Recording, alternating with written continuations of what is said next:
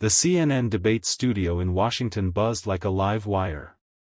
Bright white lights cast a sharp glow on the polished stage, cameras panned from every angle, and the audience, packed with journalists, activists, and ordinary voters, sat in tense anticipation.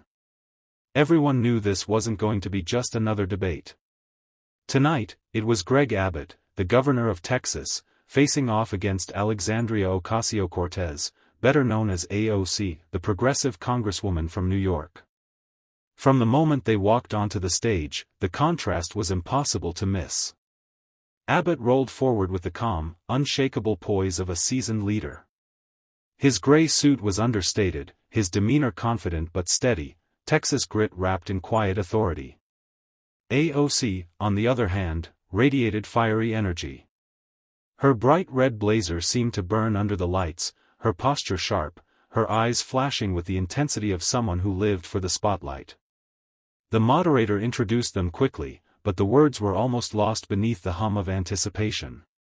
Social media was already alive with hashtags, hashtag Abbott vs AOC, hashtag Texas vs New York, hashtag Showdown. Millions of Americans were tuned in, waiting to see sparks fly. Abbott supporters expected him to defend Texas values with his trademark resolve. AOC's followers wanted her to push hard, to land blows that would trend instantly on Twitter. The stakes were clear: Abbott represented tradition, responsibility, and strength, AOC embodied disruption, ambition, and the progressive push for radical change. The moderator's first question cut straight to the heart of the matter. Governor Abbott, Congresswoman Ocasio-Cortez, America is at a crossroads: energy, borders, and identity. What do you believe is the single greatest challenge we face today? A hush fell over the studio. AOC leaned forward, eyes blazing, ready to strike. Abbott clasped his hands calmly, waiting for her to go first. The battle lines were drawn. The clash of ideologies, and personalities, was about to begin. AOC wasted no time. As soon as the moderator nodded to her, she leaned forward, hands gripping the edge of the podium, eyes blazing with conviction. The greatest challenge America faces, she declared, her voice sharp enough to cut through the studio silence, is leadership that refuses to face the future. We have governors, like Greg Abbott, who cling to outdated systems, who think fossil fuels and border walls are solutions to 21st century problems. But the truth is, their ideas keep America trapped in the past while the rest of the world moves forward. The audience erupted with a mix of cheers and boos. Her supporters cheered loudly, waving small signs in the back rows, while Abbott's base sat stone-faced, arms crossed, waiting for their man to respond. She pressed on, her words quick, biting, and relentless. Governor Abbott talks about strength. But strength without vision is just stubbornness. He calls it protecting Texas. I call it holding America hostage to old thinking. Climate disasters are getting worse. Families are suffering. And while communities drown, burn, or choke on polluted air, Abbott tells them, "Don't worry, we've got oil." That's not leadership. That's negligence. Gasps rippled through the crowd, and the camera zoomed in on Abbott's calm face, searching for a reaction. AOC smiled faintly, sensing the blow had landed. "And let's talk about borders," she added, pivoting swiftly. Governor Abbott has spent billions militarizing the Texas border, tearing families apart, and criminalizing desperation. He pretends it's strength. But I say it's cruelty. America deserves better. Her words were deliberate daggers, each designed to paint Abbott as outdated, cruel, and unfit for a modern America. The cheers from her side of the audience grew louder, while journalists typed furiously, knowing headlines were being born in real time. AOC leaned back, her smirk unshaken. She had thrown down the gauntlet, confident the stage belonged to her. The camera shifted to Abbott. His turn had come, and the entire studio braced for his reply. The crowd's noise lingered in the air, cheers from AOC supporters, boos and murmurs from Abbott's side. But Abbott didn't flinch. He waited. He let the energy burn itself out, his hands folded calmly on the table, his eyes steady on AOC.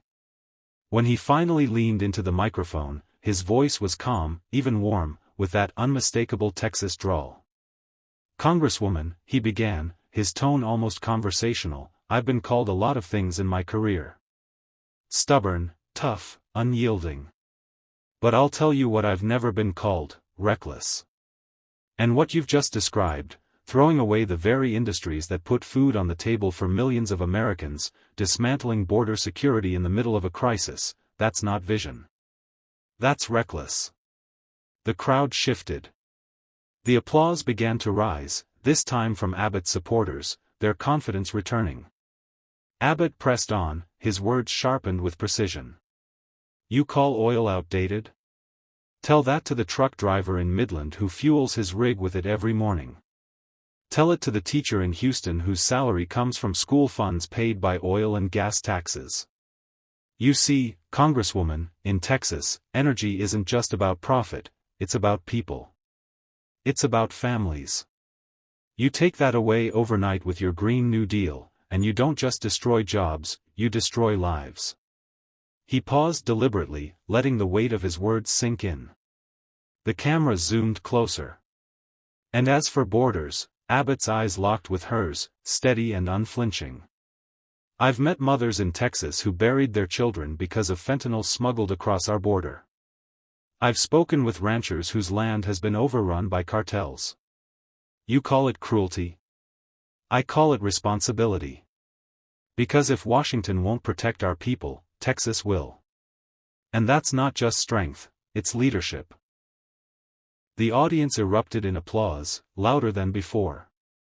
Even some who had cheered for AOC earlier now sat silently, considering his words. Abbott didn't raise his voice, didn't resort to theatrics. His calmness was his power, and it was working.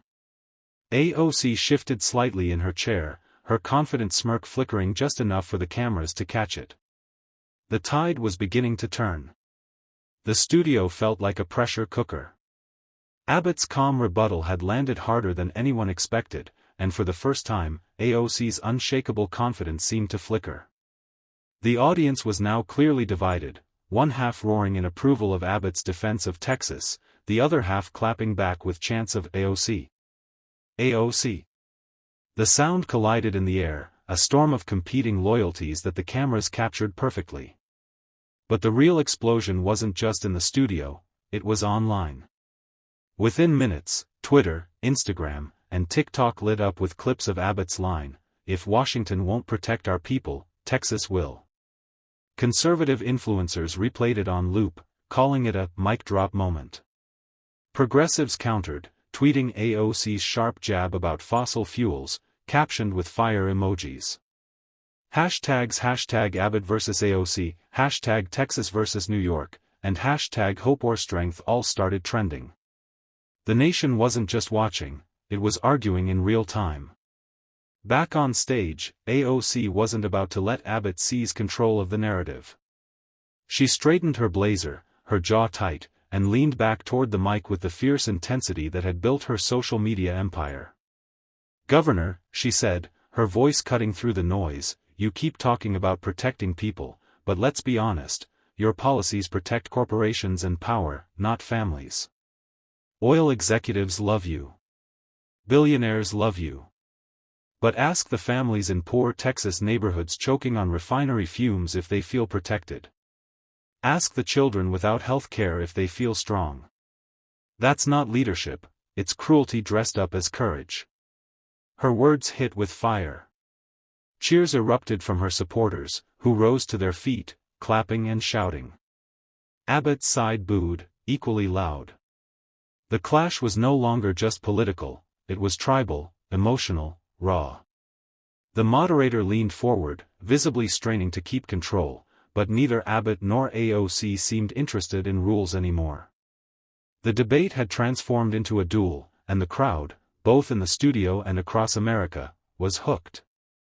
Abbott didn't rush to respond. He let AOC's words echo, let the cheers rise from her supporters, and then, when the noise began to waver, he leaned forward, his voice steady, firm, and cutting like steel wrapped in velvet. "Congresswoman," he said, drawing every eye back to him, "you call me a servant of corporations. You say billionaires love me.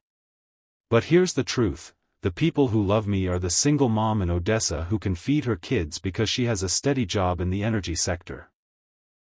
The people who stand with me are the refinery workers in Beaumont whose paychecks keep their families afloat. These aren't billionaires. They're everyday Texans. And you just insulted them." The crowd roared, Abbott supporters leaping to their feet with thunderous applause. The camera caught AOC's forced smile tightening as Abbott continued, his voice rising with conviction. "You stand here in your designer heels," he added, his tone sharp but controlled, "telling hard-working families in Texas they're the problem. You fly back to New York and lecture us about what's moral. But when was the last time you looked into the eyes of a laid-off rig worker who's terrified of losing his home? When was the last time you stood at the border with families terrorized by cartel violence? You talk about cruelty, Congresswoman. What's cruel is ignoring reality in the name of ideology." The crowd's reaction was electric, half chanting Abbott's name, the other half shouting back in protest.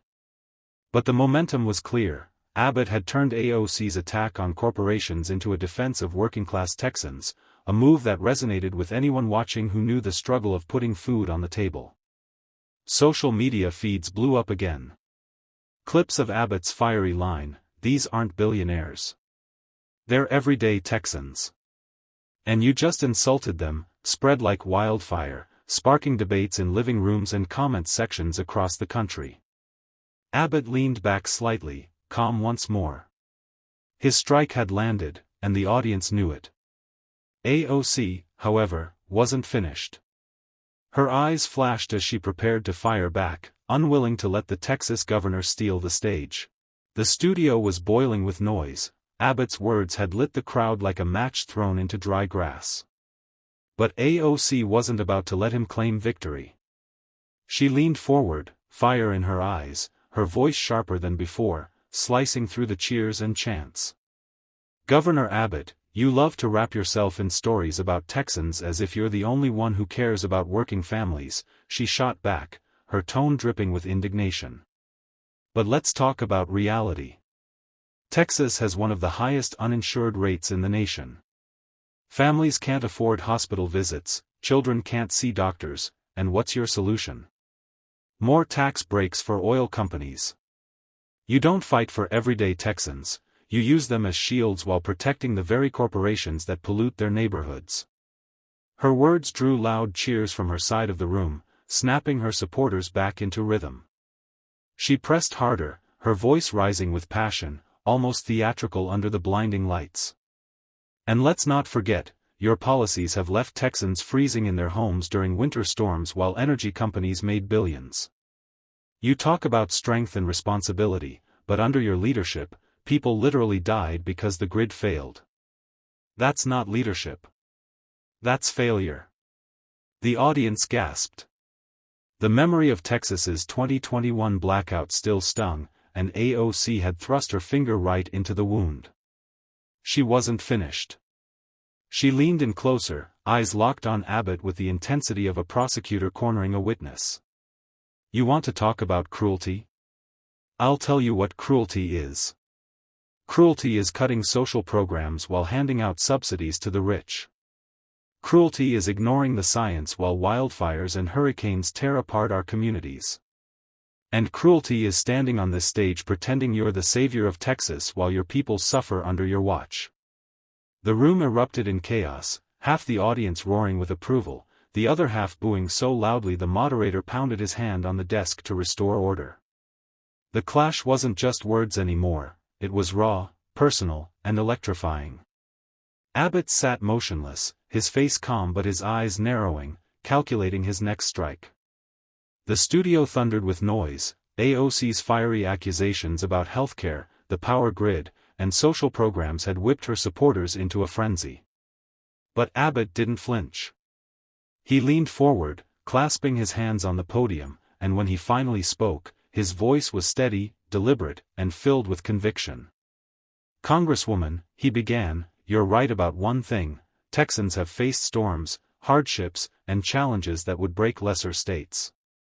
But you're dead wrong about everything else." The crowd quieted slightly, drawn in by the sharp edge in his tone.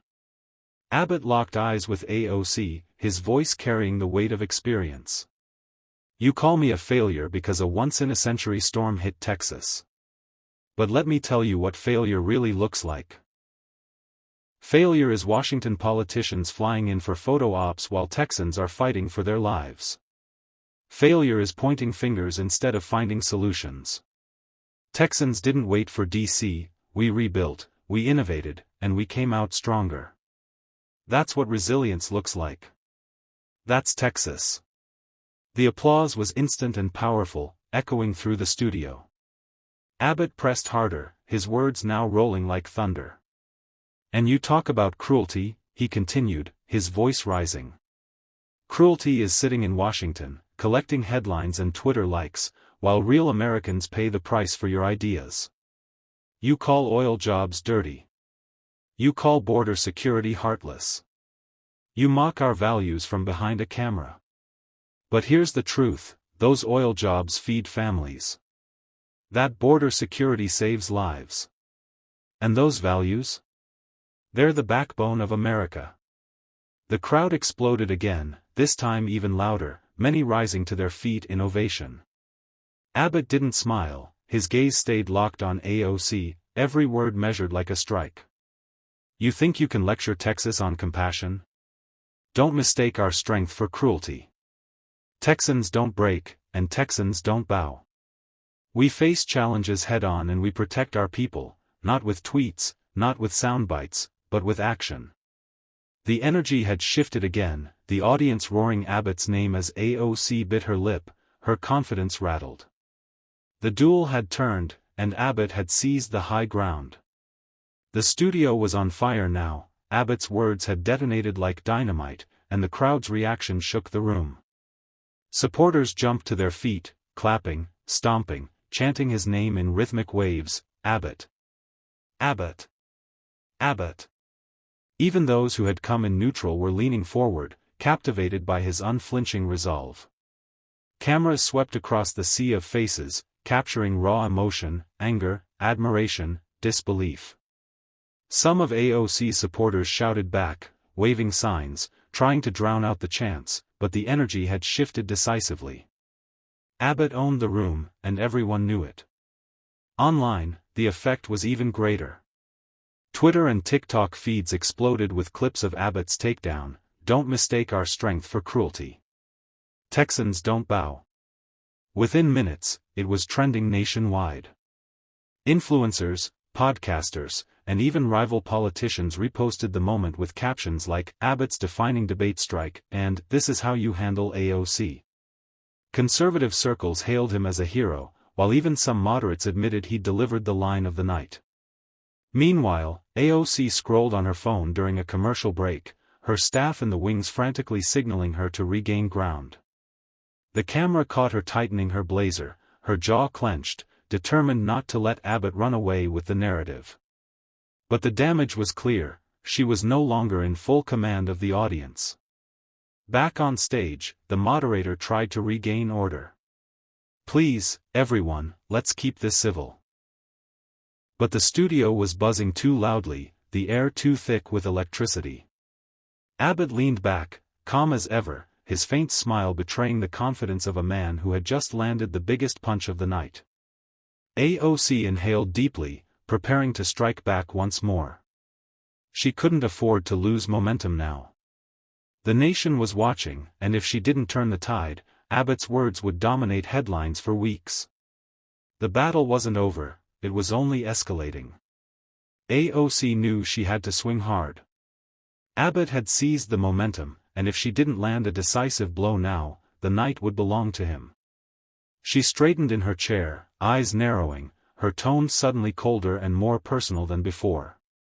"Governor Abbott," she began, her voice measured but sharp, "you keep painting yourself as the defender of Texans. But let's be honest with the American people. Under your leadership, Texas is ranked near the bottom in education. hospitals in rural areas are closing. And yes, millions of Texans remain uninsured.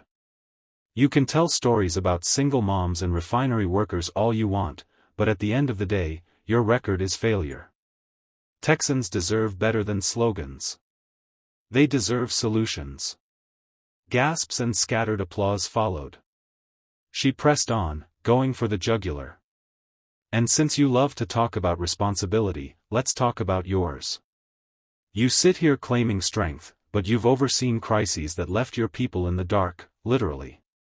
While Texans froze in their homes, you passed the blame. That's not strength. That's weakness. The crowd erupted, half cheering wildly, half booing loudly. AOC raised her voice over the chaos, leaning in toward Abbott, her expression fierce. You accuse me of chasing headlines, but the truth is, Governor, you thrive on distractions.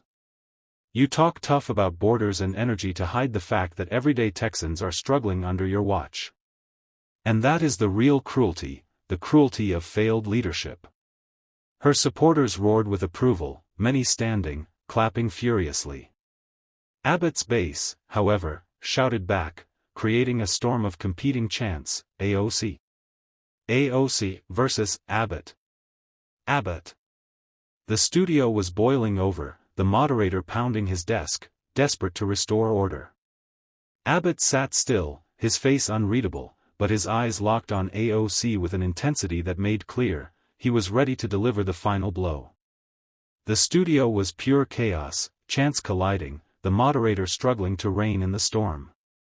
But Abbott didn't need noise. He waited, letting the shouting burn itself out. And when he finally leaned toward the microphone, his voice was calm, low, and razor-sharp, slicing through the air like a blade. Congresswoman, he began, pausing just long enough to pull every eye back to him, you've thrown every insult, every accusation, every distraction you could think of tonight. But here's the truth, Texans don't live on insults. They live on grit. On work.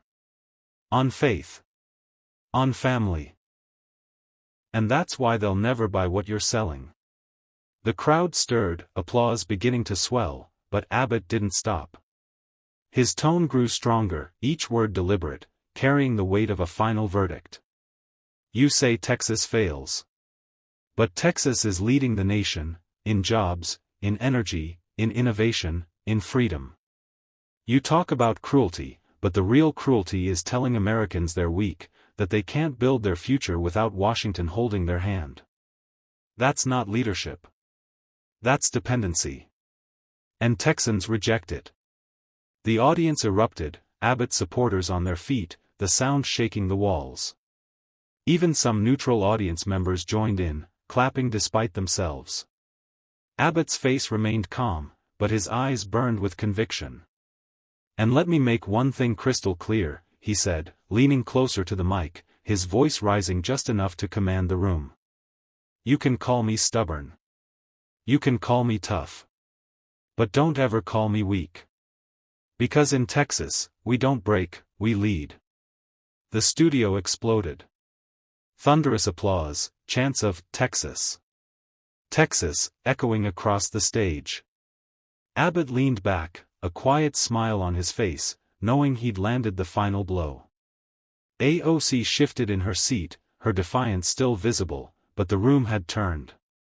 Abbott had owned the last word, and the nation watching at home knew exactly who had walked away with the night. Ladies and gentlemen, what you've just witnessed wasn't just a debate, it was a battle of vision versus resilience. AOC came with fire, but Greg Abbott stood tall with facts, grit, and conviction. In the end, his message was crystal clear, Texas doesn't bow. Texas leads. As the crowd roared and the nation watched, Abbott delivered the final blow that left his opponent stunned and the audience electrified. This wasn't just politics, it was a reminder of what strength, leadership, and unwavering values look like in America. Sparkles, tell us in the comments, who do you think came out on top tonight? Backhand index pointing down, and don't forget, hit that subscribe button for more powerful stories like this on